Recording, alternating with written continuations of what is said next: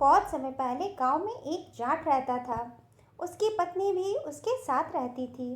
किसान खेती बाड़ी का काम करता था। एक दिन जाट सुबह सुबह अपने खेत में काम करने के लिए निकल गया। उसने अपनी जाटनी से कहा कि तुम दोपहर का खाना आज खेत में लेकर आ जाना।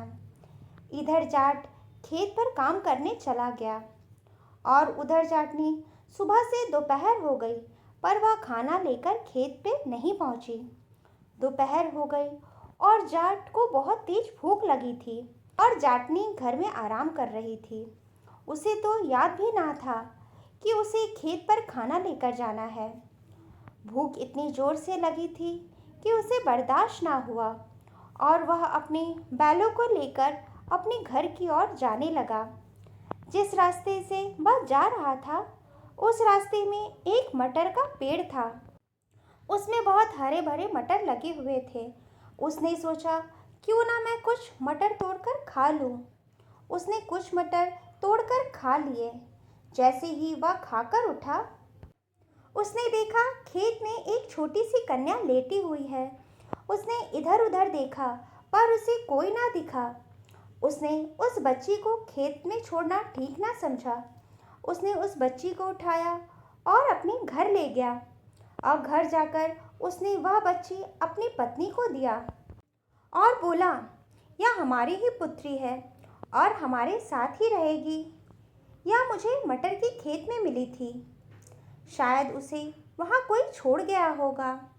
अब हम लोग ही इसका पालन पोषण करेंगे। यह भगवान की कृपा थी कि जाट और जाटनी को पहले से ही कोई संतान नहीं थी। अब दोनों ही संतान के रूप में उसे पालने लगे। उसने अपनी पुत्री का नाम चंद्रकला रखा। धीरे धीरे समय बीतता रहा और वह जवान हो गई। एक दिन चंद्रकला के माता पिता जंगल में जा रहे थे और उन दोनों को एक जंगली जानवर ने खा लिया और उनकी वहीं मृत्यु हो गई और चंद्रकला फिर से अनाथ हो गई। वह बहुत दुखी हो गई कि वह अब किसके सहारे जिएगी। चंद्रकला के पड़ोसी बहुत अच्छे थे। उसने चंद्रकला का विवाह एक फौजी के साथ करा दिया और वह अपने ससुराल चली गई। एक दिन उसने अपने पति को कहा, मेरा पीहर में घर अकेला पड़ा है, वहीं रहा करेंगे। जब आपको छुट्टी मिले तो आप वहीं मेरे साथ रहने आ जाना। चंद्रकला का पति भी अकेला था तो उसने वही ठीक समझा। अब तो उसके पति को जब भी छुट्टी मिलती तब वह चंद्रकला के घर ही उसके साथ रहने चला आता और फिर अपने काम में चला जाता। एक दिन वह अपनी सहेलियों के साथ पानी भरने गई थी। सभी लोग अपनी अपनी बातें कर रहे थे और चंद्रकला भी अपने बारे में बात करने लगी कि मैं तो घर में अकेली रहती हूँ। मेरे पति फौज में है, इसीलिए वह साल में एक या 2 बार ही आ पाते हैं। मैं घर में अकेले उदास हो जाती हूँ। अगर मेरा कोई भाई होता तो वह मेरे लिए तीज त्योहार में सामान लेकर आता। मैं अपने भाई को अपने पास ही रख लेती, कहीं जाने ना देती। यह सारी बातें कुएं के पीछे बैठा एक चोर सुन रहा था। यह सुनकर उसके मन में एक युक्ति आई और जब वह चंद्रकला अपने घर जाने लगी तब वह चोर दबे पांव उसके पीछे जाने लगा और जब चंद्रकला अपने घर पहुंची तो उस चोर को पता चल गया कि यही इसका घर है। दूसरे दिन वह चोर कुछ सामान लेकर चंद्रकला के दरवाजे पर आकर खड़ा हो गया और दरवाजा खटखटाने लगा। तब चंद्रकला बाहर आई और उस चोर ने बोला, मुझे चंद्रकला से मिलना है, मैं उसका भाई हूँ। यह सुनकर तो चंद्रकला बहुत खुश हुई। वह तो पहले से ही चाहती थी कि उसका कोई भाई हो।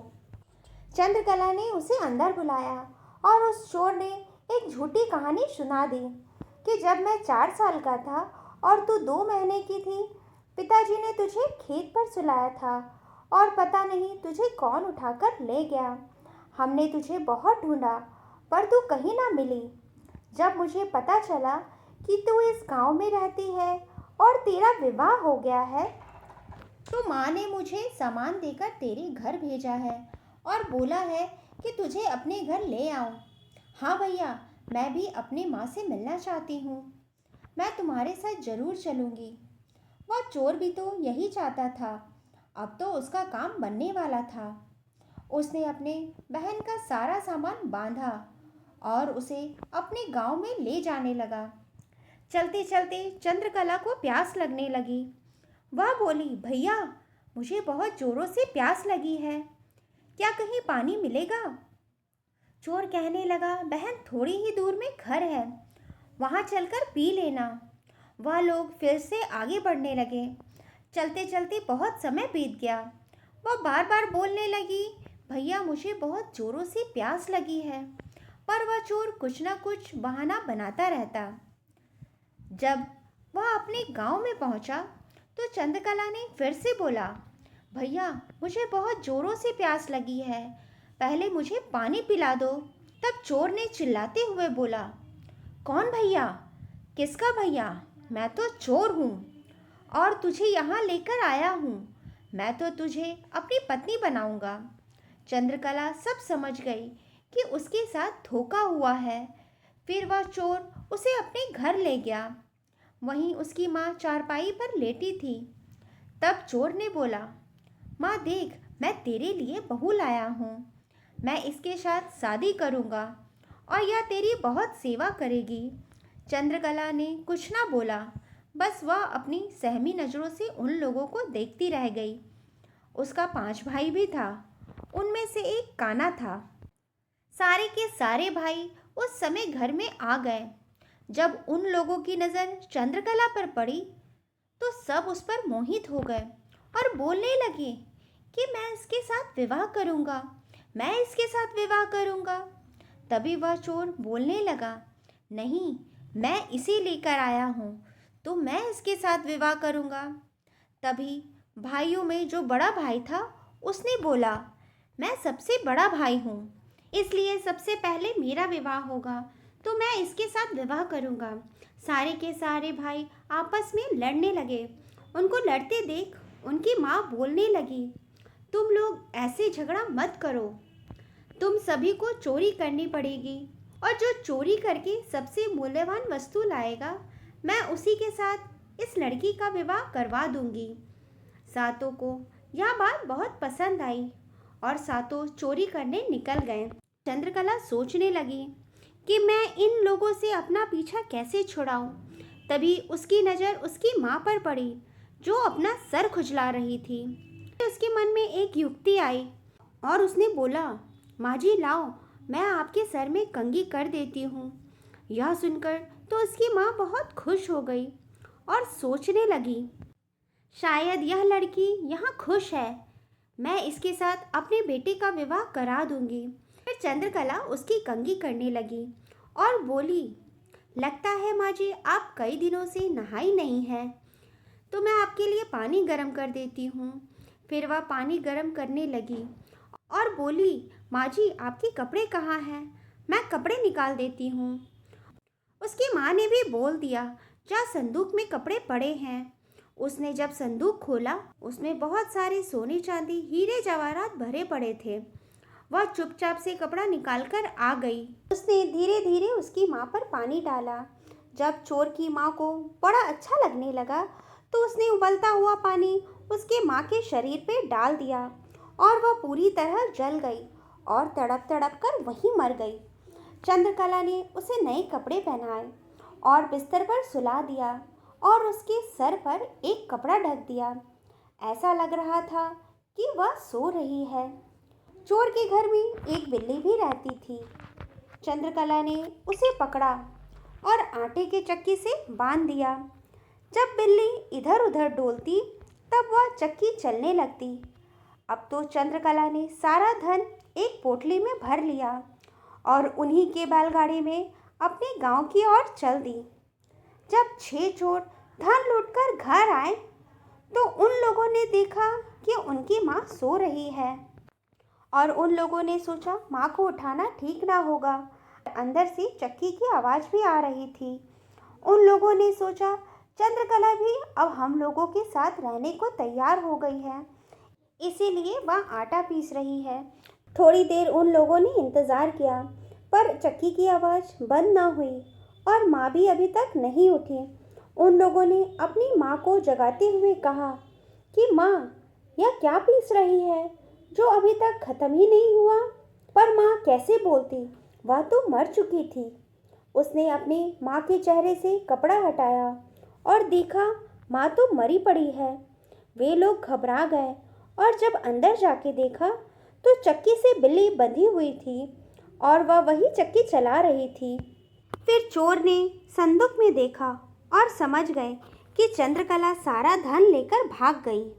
उन लोगों ने ठान लिया कि चंद्रकला को सबक सिखाना पड़ेगा।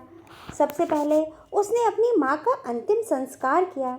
उसके बाद सारे भाई उसको सबक सिखाने के लिए चल पड़े। चंद्रकला बहुत चालाक थी। उसने पहले ही सोच लिया था कि वह अपनी माँ का बदला लेने के लिए ज़रूर आएंगे। इसीलिए उसने अपने घर के दरवाजे को दूसरी तरफ लगवा दिया और जिधर दरवाज़ा था उधर उसने बंद करा दिया और दीवार खड़ा कर दी। जब चोर उसके गांव में पहुंचे तो उन लोगों को समझ में ही नहीं आ रहा था कि चंद्रकला का घर यहाँ है या नहीं। उसके पांचों भाई कहने लगे, अरे क्या हुआ, अंदर क्यों नहीं जाते?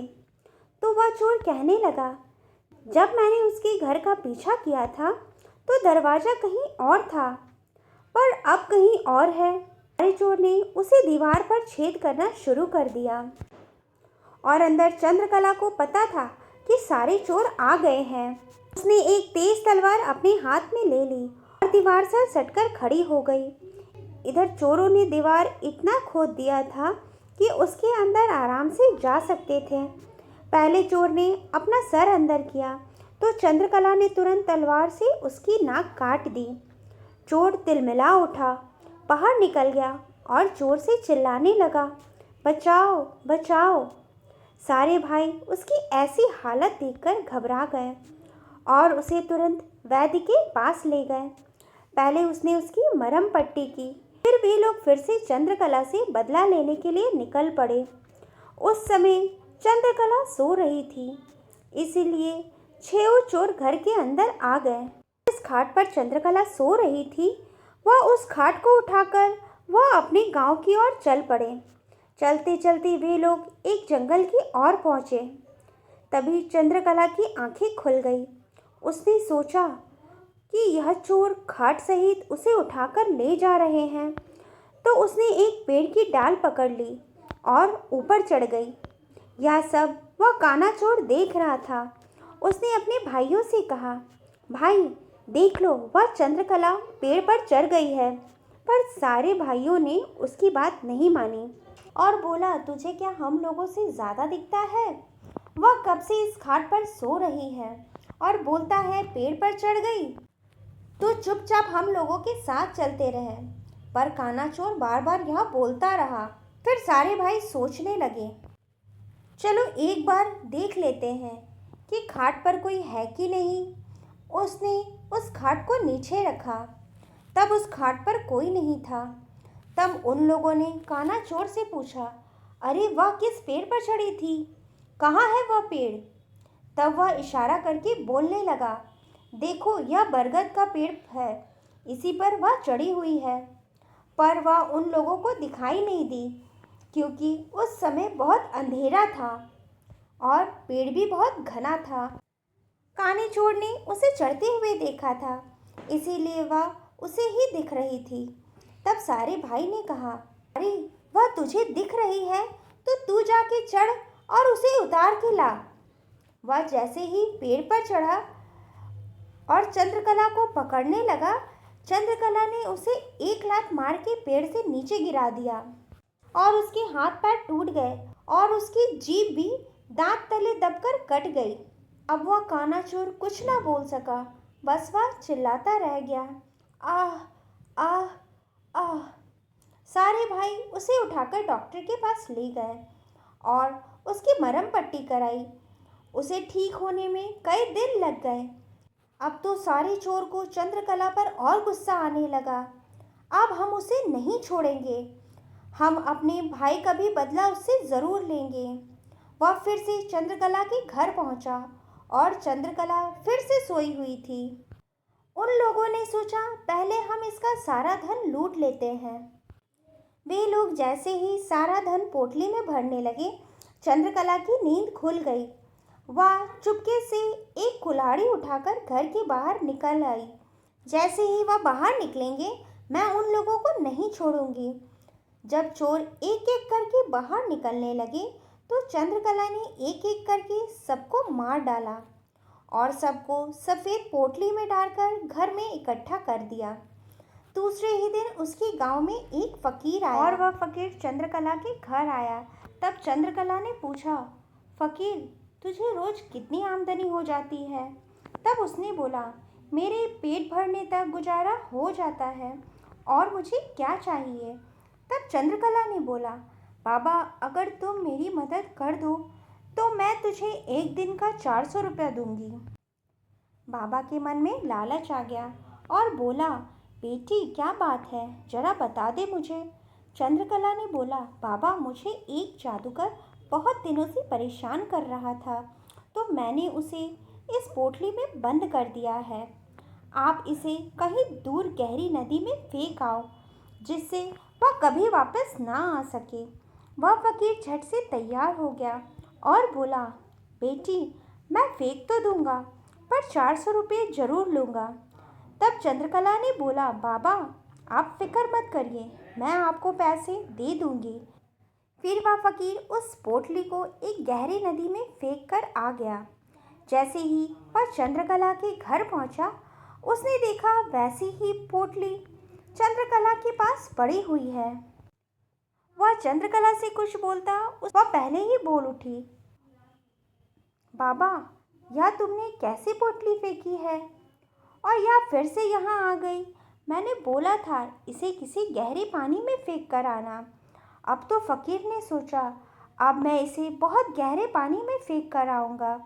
उसने फिर से वह पोटली उठाई और गहरे पानी में फेंक कर आ गया। जब वह वापस आया तो फिर से एक पोटली चंद्रकला के पास पड़ी हुई थी। उस फ़कीर को कुछ समझ में नहीं आ रहा था कि इतने गहरे पानी में फेंक कर आता हूँ, फिर भी यह पोटली वापस कैसे आ जाती है। तब चंद्रकला बोलती है, मैंने आपको पहले ही कहा था कि यह बहुत बड़ा जादूगर है, इसे बहुत विद्याएं आती है, इसीलिए इसे तुम और भी गहरे पानी में फेंक कर आना। अब तो वह फ़कीर बार बार पोटली पानी में फेंक कर आता और वापस उसे फिर से चंद्रकला के पास पोटली पड़ी हुई मिलती। ऐसा उसने 5 बार कर दिया, पर पांचों बार पोटली चंद्रकला के पास पड़ी हुई मिलती। इस बार फ़कीर को बहुत गुस्सा आया और बोला, इस बार तो यह पोटली मैं वापस नहीं आने दूंगा, तो चिंता मत कर बेटी। उसने फिर से वह पोटली उठाई और उसे गहरे पानी में फेंक दिया और जब वह वापस आ रहा था, उसी समय एक पुजारी स्नान करके उसके आगे राम राम करते हुए आ रहा था। उस फ़कीर ने सोचा, यह वही जादूगर है, फिर से नदी से निकलकर चंद्रकला के घर जा रहा है। उसने उस पुजारी को पकड़ा और गहरे पानी में डाल दिया और चंद्रकला के घर आकर बोला, बेटी, अब वह जादूगर नहीं आ सकता। वह जादूगर फिर से पानी से निकलकर मेरे आगे राम राम कहता हुआ आ रहा था। मैंने उसे पकड़ा और गहरे पानी में फेंक दिया। चंद्रकला को अपनी चतुराई पर बहुत घमंड हुआ। उसने उस फ़कीर को 400 रुपये दे दिए और फिर से अपना जीवन शान के साथ जीने लगी। और जब उसका पति छुट्टी से घर आया तो उसने सारी बात बताई और उसका पति भी बहुत खुश हुआ। तो दोस्तों, कहानी अच्छी लगी तो लाइक करना ना भूलें और ऐसी ही कहानी देखने के लिए हमारे चैनल को सब्सक्राइब करना ना भूलें। राधे राधे।